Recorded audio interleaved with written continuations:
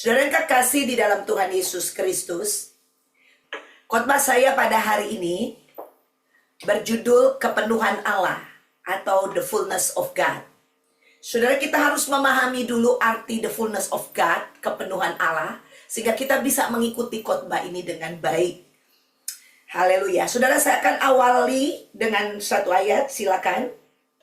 Mari kita lihat ayat ini dan kita baca bersama-sama. 1, 2, 3. Dan dapat mengenal kasih itu, sekalipun ia melampaui segala pengetahuan. Aku berdoa supaya kamu dipenuhi di dalam seluruh kepenuhan Allah. Nah, saudara yang kekasih, kalau kita baca ayat ini, itu sebelum ayat ini ada ayat sebelumnya, betul? 19 ada ayat 18-nya. Kalau kita lihat ayat ini adalah doa dari Rasul Paulus, di mana Rasul Paulus berdoa untuk jemaat di Efesus, saudara, sehingga jemaat ini dapat mengenal Allah seutuhnya, betapa lebarnya, betapa dalamnya, betapa tingginya kasih Allah itu. Makanya ayat ini keluar, sambungan doa itu ayat 18, Paulus berdoa, dan ini seterusnya dia katakan, dan dapat mengenal kasih itu sekalipun melampaui segala pengetahuan. Tak terselami. Anda tidak bisa menyelami Allah kalau kita mempergunakan hanya pengetahuan kita. Saudara, makanya dibilang melampaui pengetahuan. Anda belajar ilmu apa aja, Anda tidak bisa menyelami Allah secara utuh. Karena itu melampaui pengetahuan. Amin. Ya. Itulah sebabnya kita membutuhkan yang namanya Roh Penolong, Roh Kudus di dalam hidup kita. Untuk membukakan rahasia yang hanya ada di dalam Allah. Yaitu betapa dalamnya, betapa lebarnya, betapa tingginya kasih Allah itu. Ya, dan itu kalau kita mau buat menjadi satu, itu berbicara tentang kepenuhan. Kepenuhan Allah. Nah, ini harus terjadi di dalam diri orang percaya. Orang percaya harus hidup di dalam kepenuhan Allah, sehingga kita dapat mengalami Allah. Banyak orang percaya mengaku dirinya percaya kepada Tuhan, mengenal Tuhan, tetapi tidak mengalami Tuhan. Ini sesuatu yang tidak masuk di akal. Kalau kita mengenal, pasti kita alami, betul? Baru kita bisa mengenal Dia. Kalau Anda tidak alami apa-apa, bagaimana Anda mau mengenal? Saudara, makanya pengenalan akan Allah ini sangat penting. Firman Tuhan adalah alat satu-satunya untuk kita mengenal Allah. Tetapi firman Tuhan saja tidak cukup. Kita memerlukan Roh Kudus. Karena kalau hanya firman Tuhan, ilmuwan juga bisa belajar firman Tuhan pakai pikirannya sendiri. Dan itu menjadi pengetahuan saja. Sedangkan dikatakan bahwa berbicara tentang Allah melampaui pengetahuan. Benar? Artinya apa sih pengetahuan? Artinya kita tahu. Kita berpengetahuan karena kita tahu. Betul? Bahasa sederhananya kita tahu. Nah, berpengetahuan. Kita mengetahuinya. Nah, kalau kita mengetahui pakai pikiran kita sendiri, bisa nggak? Bisa. Tetapi firman ini hanya sebagai pengetahuan, tidak hidup. Sampai Roh Kudus menghidupkan itu. Dan ini akan menjadi pengalaman kita dengan Allah. Amin, saudara. Mengetahui Allah tidak cukup. Karena mengetahui Allah itu hanya pengetahuan, tidak ada hubungan. Ya, makanya kita ingin mengenal dia lebih dan lebih dan lebih lagi. Haleluya. Ya, misalkan ada seseorang berdiri untuk orang lain. Dia berdiri, dia bilang enggak. Saya mau jadi saksi buat orang itu. Misalnya dia berdiri. Buat orang lain, mungkin orang difitnah, orang diapain gitu loh. Enggak. Kenapa? Karena saya kenal betul siapa dia. Betul saudara yang kekasih? Ya. Nah ini kalau mengenal tuh berbicara tentang pengalaman. Ya. Nah saudara yang kekasih, dengan ayat ini Efesus 3:19, jadi itu sambungan dari ayat 18, dan dapat mengenal kasih itu, jadi kasih sekalipun ia melampaui segala pengetahuan. Maka hanya dikatakan aku berdoa supaya kamu dipenuhi di dalam seluruh kepenuhan Allah. Ya. Nah, ini penting sekali saudara yang kekasih. Sekarang apa itu kepenuhan Allah? Kepenuhan Allah adalah berbicara tentang Allah mentransferkan atau transformasi karakter Allah di dalam diri kita. Ya. Itu yang pertama. Di mana pada waktu karakter Allah ditransformasi dalam hidup kita, kehidupan kita dapat mencerminkan sifat-sifat Allah. Karakter Allah itu sendiri akan terpancar dalam hidup kita. Bukan dibuat-buat. Bukan begini loh. Gak boleh bohong loh. Dosa loh kalau lo bohong. Tidak saudara. Ya, tapi itu akan terpancar. Amin. Ada kuasa yang keluar. Ada karakter ilahi yang keluar dalam diri kita. Yang kedua, kita akan berpengalaman yang namanya sumber. Kita akan mengalami sumber yang tidak pernah habis itu. Haleluya. Sumber segalanya. Segalanya, saudara. Yaitu Allah itu sendiri. Kita akan alami sumber itu. Saudara, kalau engkau memiliki sumber, engkau tidak perlu cari di mana-mana lagi. Karena sumber itu, misalnya Anda memiliki sumber mata air, Anda tidak perlu cari air di mana-mana. Karena Anda sudah punya sumber air. Jadi Anda akan dipuaskan setiap saat.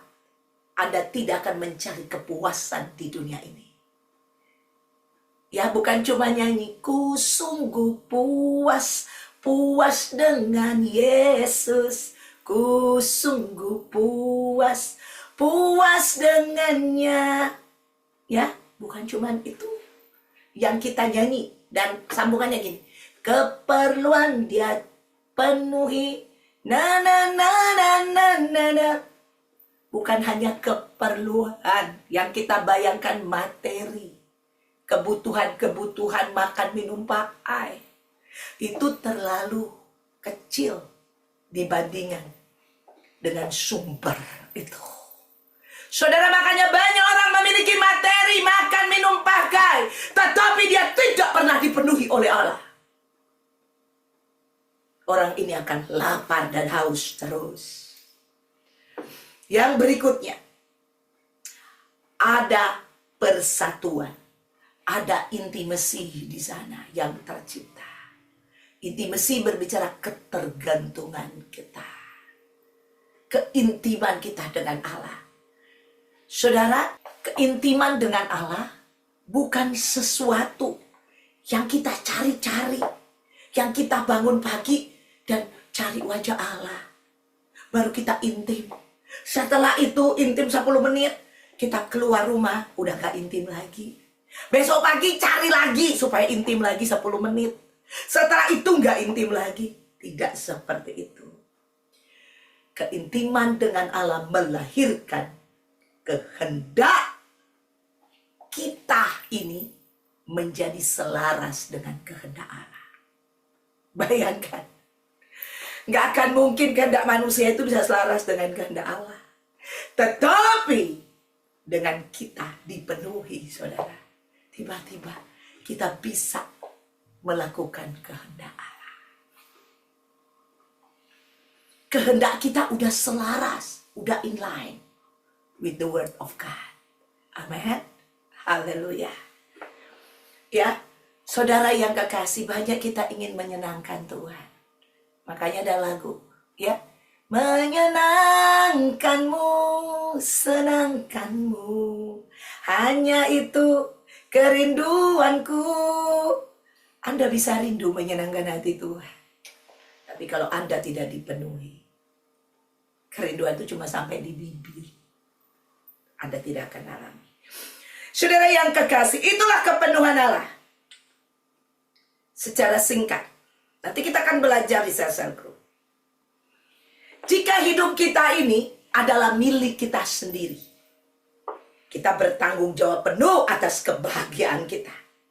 Kita bertanggung jawab penuh atas masa depan kita. Kita bertanggung jawab penuh atas langkah-langkah hidup kita.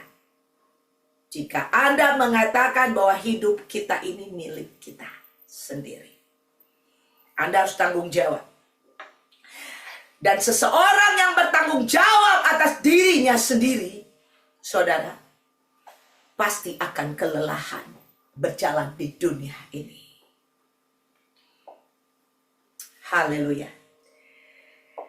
Jika Kristus yang hidup di dalam kita, maka sumber kepuasan kita tidak lagi bergantung pada diri kita sendiri. Apalagi situasi, apalagi keadaan. No. Ya, haleluya. Nah, Anda lihat di sini, ya, berhubungan dengan sumber. Ada amin. Ya. Saudara yang kekasih, kekosongan dunia ini harus dilawan dengan kepenuhan Allah. Kita telah dirancang oleh Tuhan sedemikian indahnya di mata Tuhan. Di dalam jiwa kita ada dibuat, saudara, satu kekosongan di dalam diri manusia.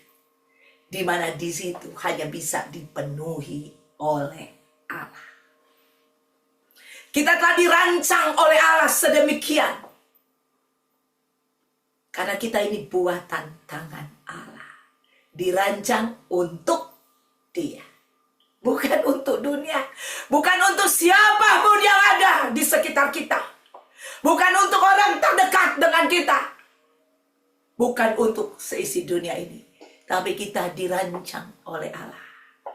Di sana ada kekosongan yang gambarnya Allah. Kekosongan itu gambarnya Allah. Makanya kita diciptakan sesuai dengan gambar dan rupa Allah. Kalau lihat diri saya nih Desi, di dalam jiwa saya, jiwa itu bicara saya, Desi, kehendak, keinginan, emosi saya, betul? Itu berbicara, ya, perasaan saya, itu semua berbicara tentang jiwa. Nah, saudara, di situ ada bolongnya, ada lubang, ada hole yang di dalamnya ada gambar Allah. Di sana itu gak bisa diisi oleh dunia ini. Gak bisa. Anda mau sukses sehebat apapun, setinggi apapun, Anda punya karir, sekaya apapun Anda di dunia ini. Amin. Anda memiliki yang tercantik, yang tertampan, Anda memiliki apapun itu di dunia ini. Gambar itu gambar Allah dalam dirimu, bukan gambar siapa-siapa. Karena kita diciptakan sesuai rupa dan gambarnya. Beri kemuliaan buat Dia. Haleluya. Dan hanya gambar Allah itu yang akan diisi oleh Allah itu sendiri. Sekarang mengerti, kita diciptakan demikian. Amin. Ya. Haleluya. Saya bangga diciptakan seperti itu.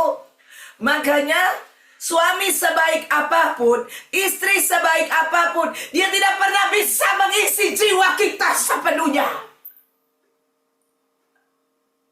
yang hanya bisa mengisi adalah Sang Pencipta kita. Saudara, one day semua kita akan bertemu dengan, khususnya orang-orang percaya, suatu hari nanti kita akan berjumpa dengan Allah. Amin. Baik lewat kematian, meninggalkan dunia ini, atau kita akan rapture. Terserah apa aja. Ya, bentuknya apa aja, tapi kita bertemu dengan Allah. Once engkau bertemu dengan Allah, face to face, ya, Anda ini bukan milikmu sendiri. Anda bukan lagi ketemu, oh Tuhan, aku nih ibunya Lovely, istrinya Pak Irfan. Tuhan tahu kan Pak Irfan? Ya, saudara, bukan. Tuhan bilang, di dalam dirimu ada Sang Pemilik hidupmu. Akulah pemiliknya. Engkau telah diciptakan untuk aku. Amin. Itulah sebabnya waktu kita terima Tuhan, Dia masuk dalam hidup kita, menjadi kepemilikan utuh dalam hidup kita. He is my everything. He is my all. Itu harus dinyanyikan. Ya, Dialah kebutuhan kita. Dialah segalanya bagiku. Amin. Bukan yang lain. Ada orang, oh saya mau bahagia kalau punya suami. Saya ini membutuhkan pendamping hidup. Gak bisa kalau gak ada pendamping hidup. Saya mau katakan kepada Anda, pendamping hidupmu yang sejati adalah Dia. Ada orang yang coba menikah karena dia merasa tanpa wanita gua gak bisa hidup, tanpa laki-laki gua gak bisa hidup. Itu daging.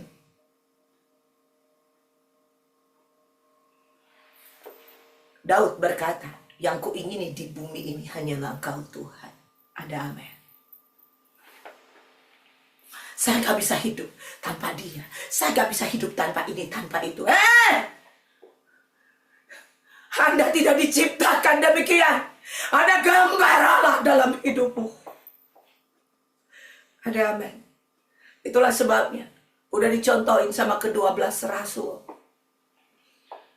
Ya, Petrus itu menikah, ada mertuanya Petrus, betul?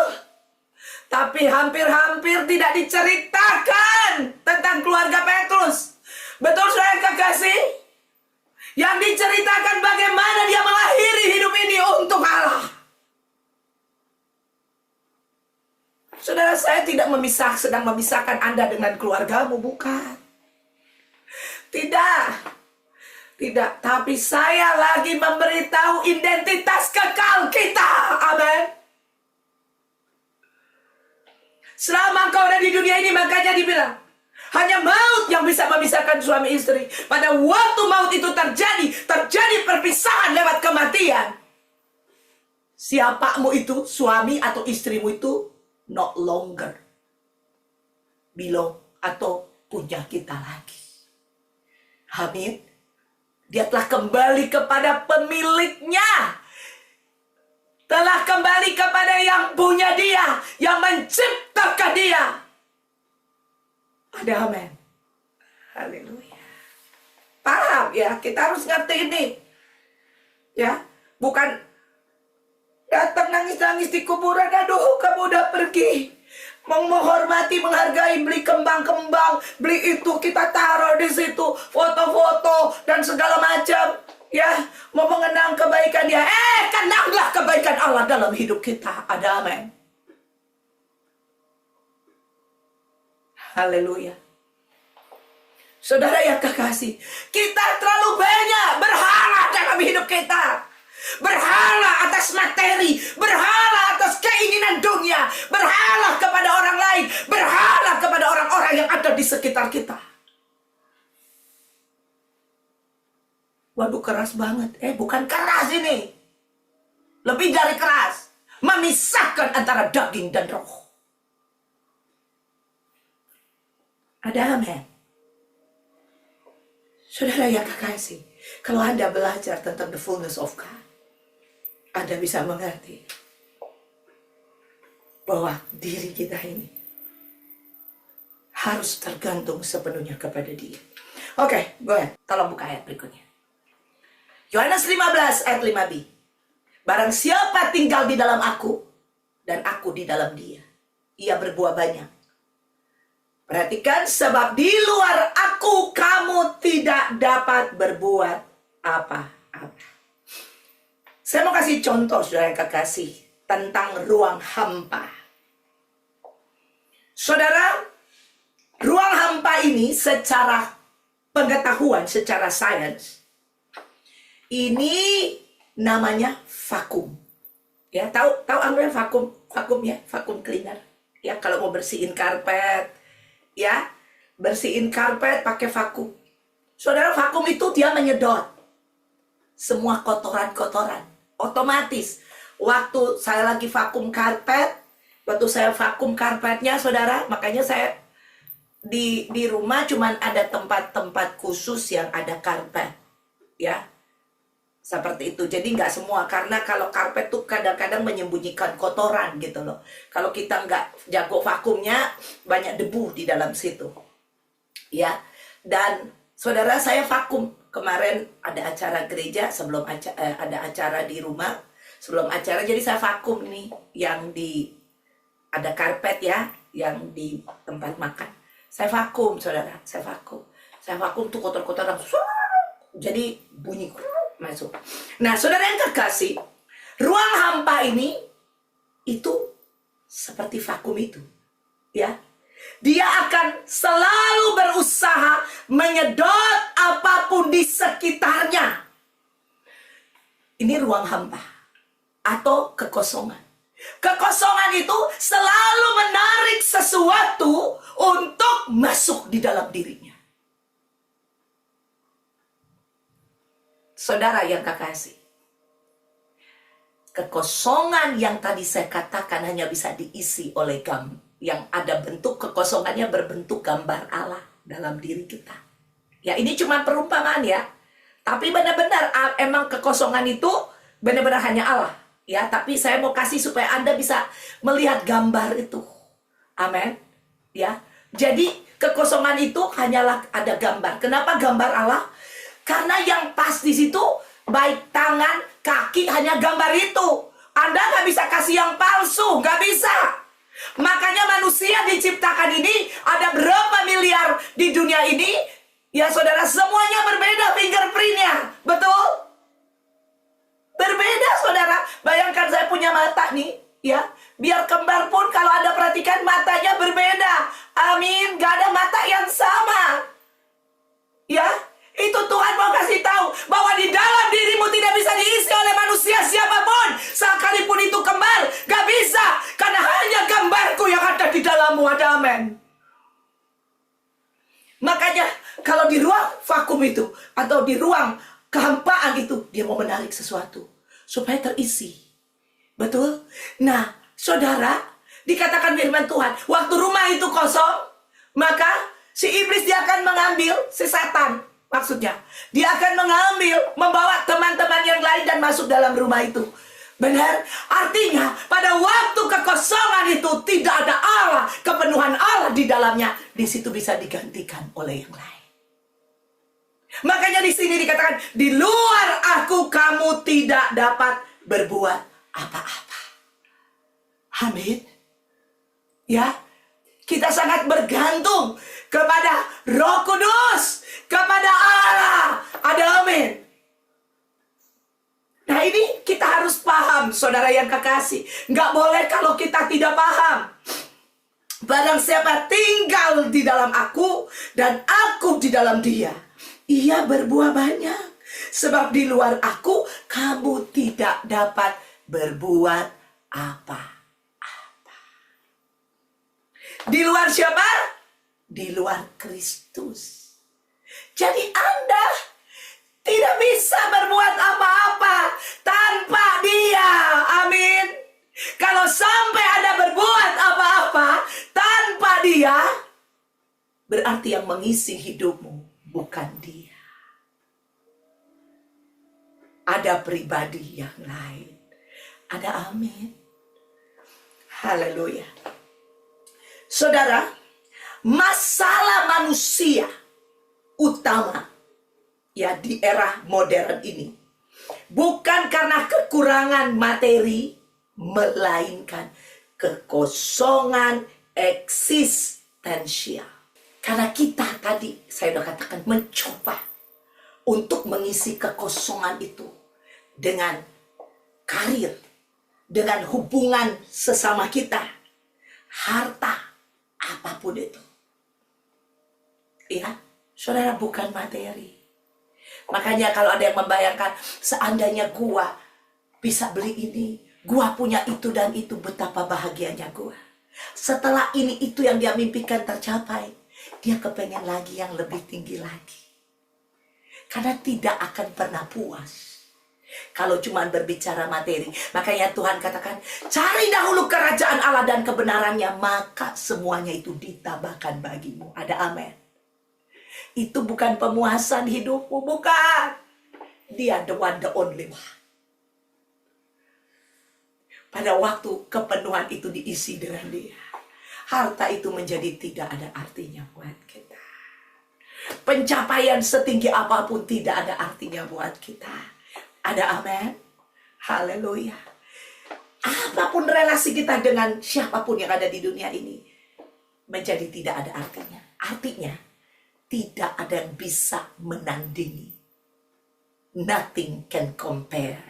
Ada amin? Gak ada. Makanya Daud bilang, yang ku ingin di bumi hanya kau Tuhan. Amin. Dia gak bilang, yang ku ingin di bumi kerajaanku, biar kerajaanku bersifat kekal, atau whatever gitu dia kepengen. Atau dia berpikir tentang istrinya, tentang masa depan anak-anaknya, tentang segalanya. Berhenti Anda berorientasi, nangis, tidak bisa tidur. Ya, hanya untuk masa depan anak saya. Kerja keras, masa depan anak saya. Tuhan katakan, kerja kerasmu tidak akan membuat engkau kaya. Yang membuat itu adalah aku. Ada amin. Kita berusaha dengan sekuat tenaga mau isi kekosongan di dalam diri ini. Supaya apa? Supaya kita penuh. Nonsen itu. Hanya dia yang sanggup memenuhi kehidupan kita. Waktu ini sudah dipenuhi, saudara. Apapun yang lain-lain ini dia. Saudara, ini sangat biasa sekali buat kita. Makanya saudara, pada waktu Sakeus, saudara, ya, setelah itu Sakeus itu orang rakus, doyan duit, makanya nipu sana nipu sini sama duit, ya. Makanya Tuhan bilang, cinta akan uang adalah akar dari segala kejahatan. Siang hari malam hanya cari duit, hanya cari duit, hanya cari duit, lupa sama Tuhan. Nanti dunia akan puaskan Anda dengan hal-hal yang menghancurkan hidupmu. Saudara yang kekasih, akhirnya apa saudara? Setelah dia berjumpa, Tuhan bilang hari ini juga, ya Sakeus, aku akan menumpang di rumahmu. Amin. Baru tumpang aja udah dikasih semua, setengah, sebagian hartanya. Bukan cuma setengah, dia bagikan, tetapi dia kembalikan semua orang yang dia peras, yang diambil. Kalau kita bertobatnya gini, Tuhan aku bertobat Tuhan, tapi uang ini gak usah diambil ya Tuhan. Itu kan diberkati aja.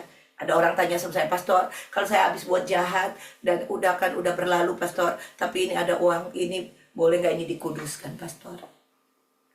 Karena masih rakus.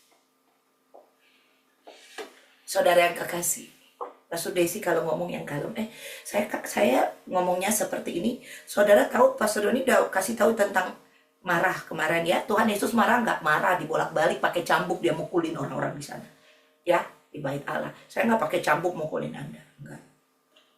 Ya, dia bilang, Petrus, hai iblis. Ya, saya nggak bilang ada hai iblis. Karena dia the master.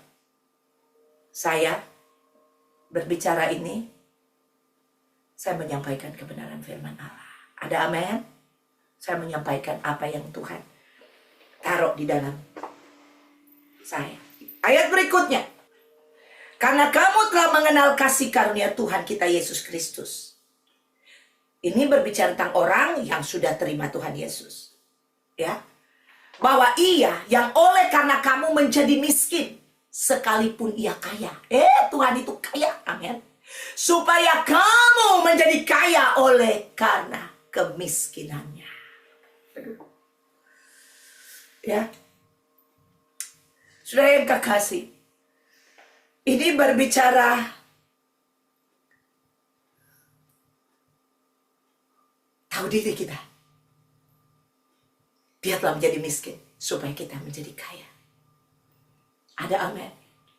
Saudara, dia harus datang ke dunia ini, menanggung penderitaan, memikul beban dosa seluruh entire dunia ini, dari mulai Adam dan Hawa sampai manusia yang terakhir akan hidup.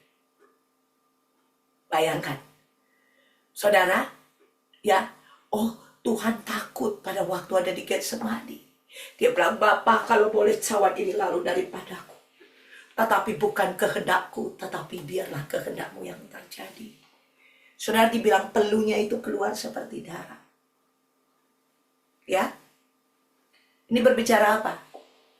Saudara, dia waktu datang ke dunia ini, dia tetap Tuhan. Jadi Anda jangan anggap, aduh, dia secara manusianya, dia keluarkan itu dia.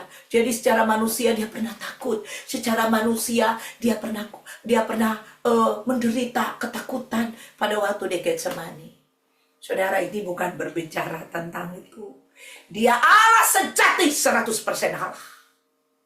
Dia harus menjelma menjadi manusia. Karena yang ditebus ini adalah manusia. Dosa manusia harus dibayar. Dan yang bayar dosa manusia harus manusia. Dia menjelma jadi manusia. Dia mengkosongkan dirinya. Supaya kita bisa masuk di dalam hidupnya. Menjadi bagian dia kembali. Ada amin. Makanya Anda yang telah ditebus oleh darah Yesus, Anda terlalu mempermainkan kasih karunia ini kepadamu. Anda telah hidup bahkan kadang-kadang dengan sengaja untuk mengisi hidupmu dengan dagingmu, dengan dunia ini,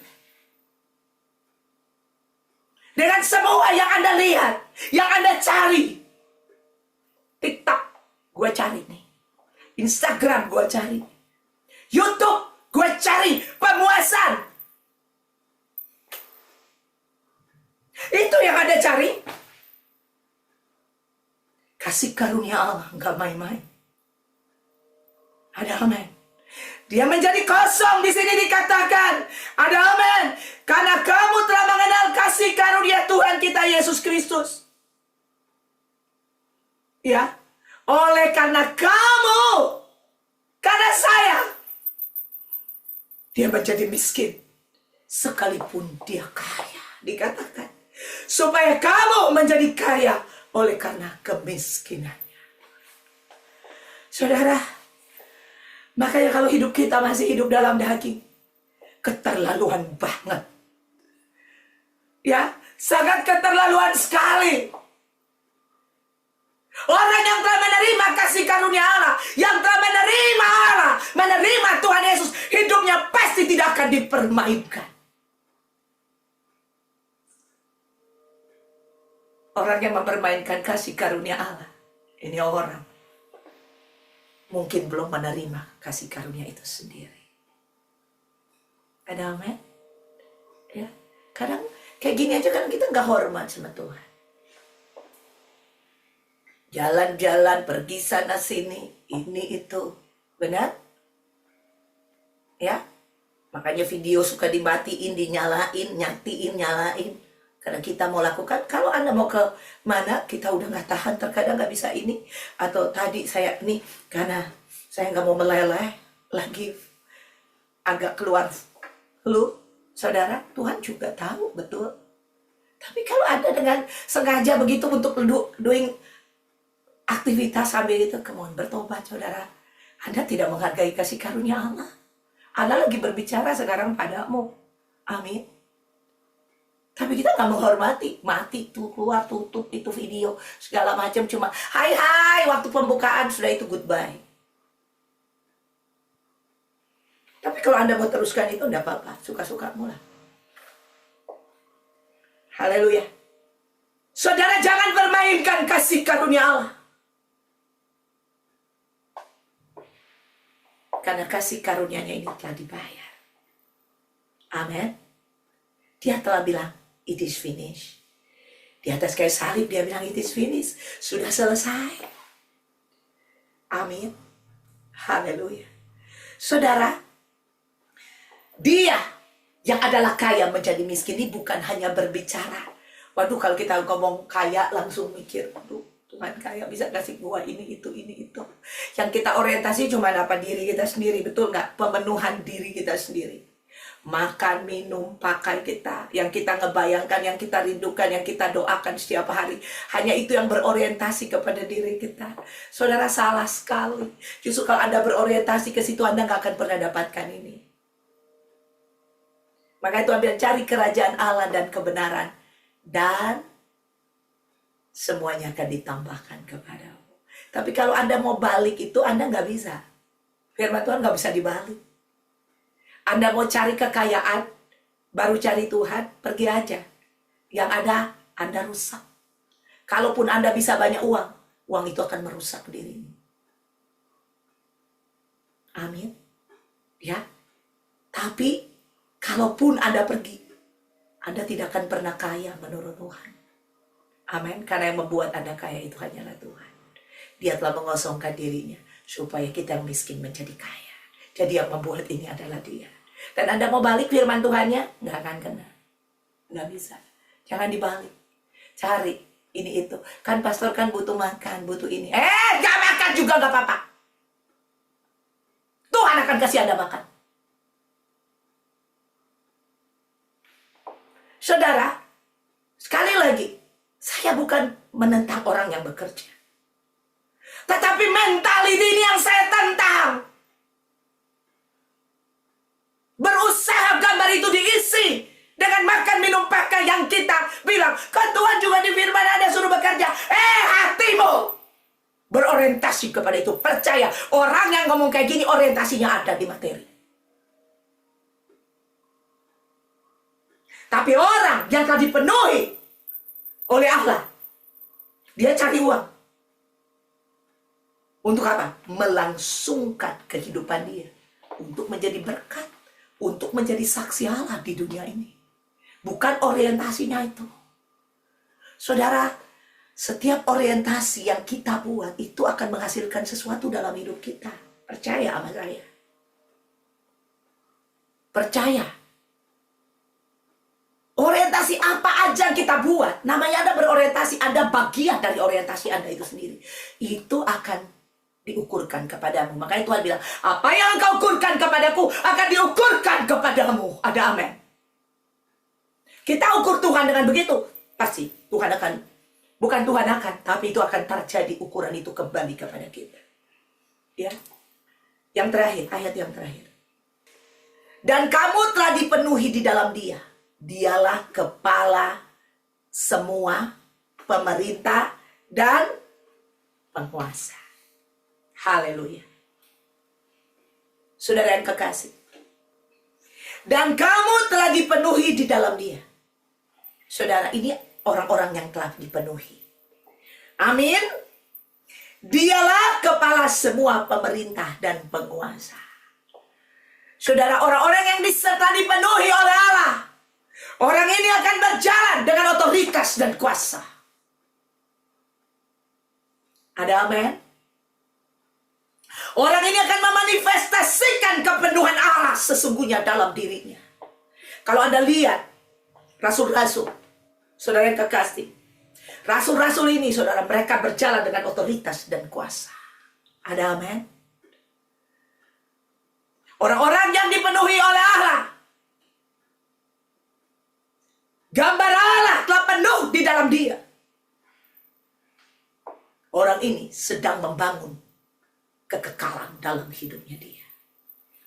Saudara, banyak kita membangun rumah, tapi kita bangun itu di atas pasir. Datang badai, Anda nggak punya rumah lagi. Banyak kita hidup berorientasi hanya dengan materi, makan, minum, pakai ini. Hidup kita habiskan di sana.